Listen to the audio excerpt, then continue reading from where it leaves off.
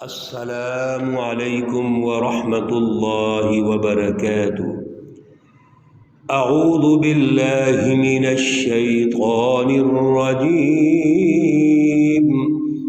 بسم اللہ الرحمن الرحیم۔ وَإِذَا تُتْلَى عَلَيْهِمْ آيَاتُنَا بَيِّنَاتٍ قَالَ الَّذِينَ لَا يَرْجُونَ لِقَاءَنَا ائْتِ بِقُرْآنٍ غَيْرِ هَذَا أَوْ بَدِّلْهُ قُلْ مَا يَكُونُ لِي أَنْ أُبَدِّلَهُ مِنْ تِلْقَاءِ نَفْسِي إِنْ أَتَّبِعُ إِلَّا مَا يُوحَى إِلَيَّ إِنِّي أَخَافُ إِنْ عَصَيْتُ رَبِّي عَذَابَ يَوْمٍ عَظِيمٍ۔ صدق اللہ العلی العظیم۔ اللہم صل علی سیدنا ومولانا محمد النبی الأمی وعلى آلہ واصحابہ وبارک وسلم وصلی علیہ۔ معزز بھائیوں اور بہنوں، آج جو آیات مقدسہ ہمارے زیر مطالعہ ہیں، آیت مقدسہ نمبر 15، 16 اور 17 ہے۔ سورہ یونس کی یہ آیات ہیں اور سورہ مبارکہ کا رکوع نمبر 2 جاری ہے، اور پارہ 11واں ہے جس کا رکوع نمبر 7 جاری ہے۔ اللہ رب العزت ان کو سمجھنے کی اور ان پر عمل کرنے کی توفیق عطا فرمائے۔ گزشتہ درس میں اللہ رب العزت نے جو رہنمائی ارشاد فرمائی تھی وہ یہ ہے کہ کبھی بھی نظام ظلم جہاں قائم ہوتا ہے وہاں انسانیت کو ترقی نہیں مل سکتی، بلکہ قوموں کی، جماعتوں کی اور اسی طرح ملکوں کی تباہی کے پیچھے ظلم ہوتا ہے۔ اللہ رب العزت کسی کو تباہ نہیں کرنا چاہتے۔ گزشتہ کئی دروس میں یہ اللہ رب العزت رہنمائی ارشاد فرما چکے ہیں کہ ہم آپ کو تباہ نہیں کرنا چاہتے، آپ درست راستے پہ آ جائیں، صراط مستقیم اختیار کر لیں، حزب اللہ کا ساتھ دیں، عدل کا نظام قائم کر لیں، انسانی حقوق کا نظام قائم کریں، تو پھر آپ نتائج دیکھیں گے کہ اللہ رب العزت دنیا میں بھی کامیاب کریں گے، اور دنیا سے جانے کے بعد آخرت میں بھی اللہ رب العزت کامیاب کریں گے۔ دنیا کو بھی جنت بنائیں گے، اور مرنے کے بعد کی زندگی میں بھی وہ اللہ رب العزت کی جو جنت ہے، جس کا اگر ہم مشاہدہ کریں، غور و فکر کریں، جو حضور نبی اکرم صلی اللہ علیہ وسلم نے ارشاد فرمایا ہے کہ آپ صلی اللہ علیہ وسلم نے جنت کی جو خوبیاں بتائیں، انعامات بتائے، اکرامات بتائے، اعزازات بتائے،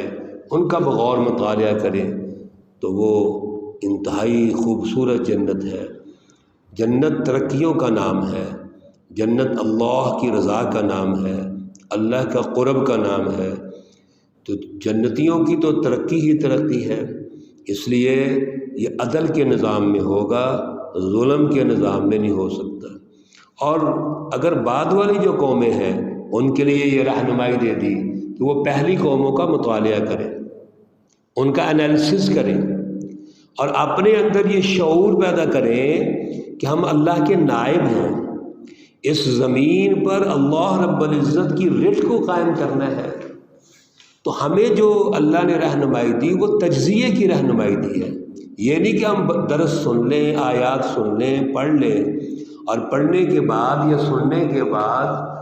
ہم خاموش ہو کے بیٹھ جائیں۔ نہیں، بلکہ اپنی اہمیت سمجھنی چاہیے اللہ رب العزت پہلی قوموں کو ہلاک کرنے کے بعد ہمیں یہ بتا رہے ہیں کہ آپ اس کا تجزیہ کریں، اور تجزیہ کرنے کے بعد اللہ کے نائب بنیں، حزب اللہ کی صلاحیت پیدا کریں، تاکہ اللہ رب العزت کی رٹ کو قائم کیا جائے، اور وہ عدل کے نظام کے قیام میں ہے۔ اللہ رب العزت نے آج آیت نمبر 15 میں پھر ان کے مائنڈ سیٹ کو بیان کیا ہے۔ وَإِذَا تُتْلَى عَلَيْهِمْ آيَاتُنَا بَيِّنَاتٍ، جب ان پر ہماری آیات پڑھی جاتی ہیں، ہمارے واضح دلائل ان پہ پڑھے جاتے ہیں، تو قَالَ الَّذِينَ لَا يَرْجُونَ لِقَاءَنَا ائْتِ بِقُرْآنٍ غَيْرِ هَذَا أَوْ بَدِّلْهُ، تو یہ کہتے ہیں جن کو کوئی امید ہی نہیں ہے ہم نے اللہ سے ملنا ہے اور اللہ سے رہنمائی لینی ہے، تو جب یہ آیات سنتے ہیں، رہنمائی سنتے ہیں، تو جو رہنمائی ان کے خواہشات کے مطابق نہیں ہوتی، جو رہنمائی ان کے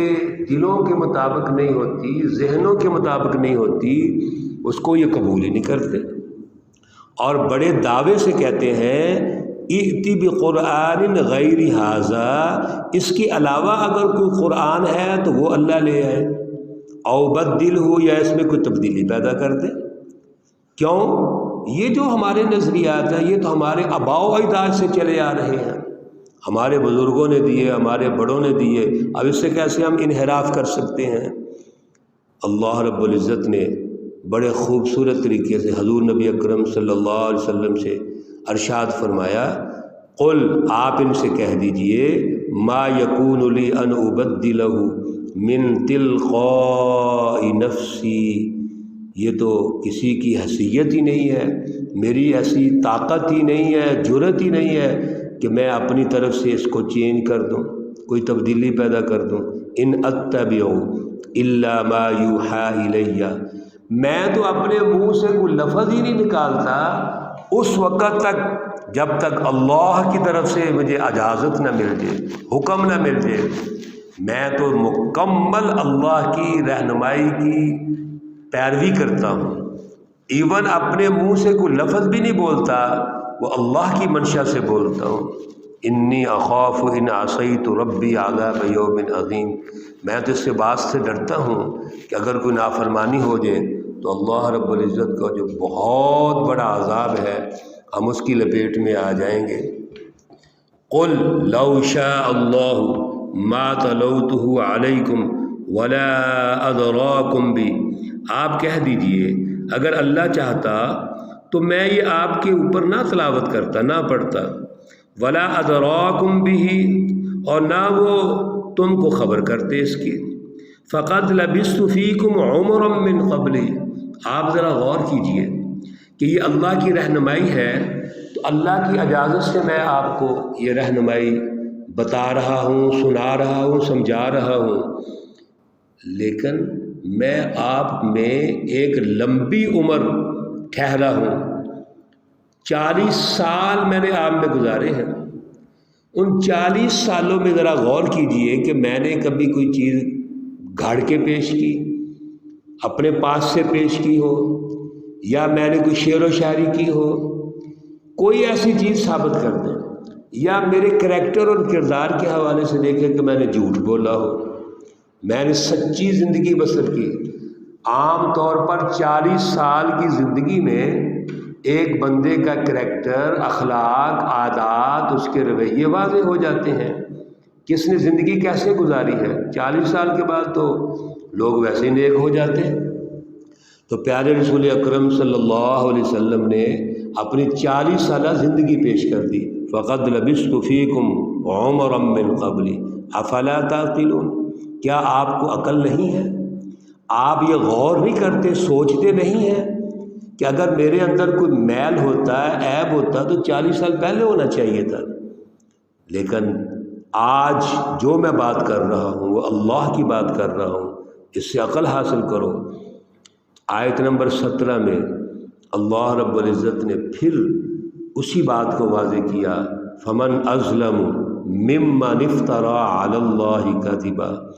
رسول اللہ صلی اللہ علیہ وسلم یہ کیسے کر سکتے ہیں کہ کون سب سے بڑا ظالم ہے اظلم اس میں تفضیل کا صیغہ ہے اور یہ تیسری ڈگری ہے۔ سب سے بڑا ظالم کون ہو سکتا ہے؟ جو اللہ رب العزت پر جھوٹ باندھے، بہتان باندھے، اور کذب بآیاتہ، اور اس کی آیتوں کو جھٹلائے۔ انہ لا یفلح المجرمون، بے شک مجرم کبھی بھی کامیاب نہیں ہو سکتے۔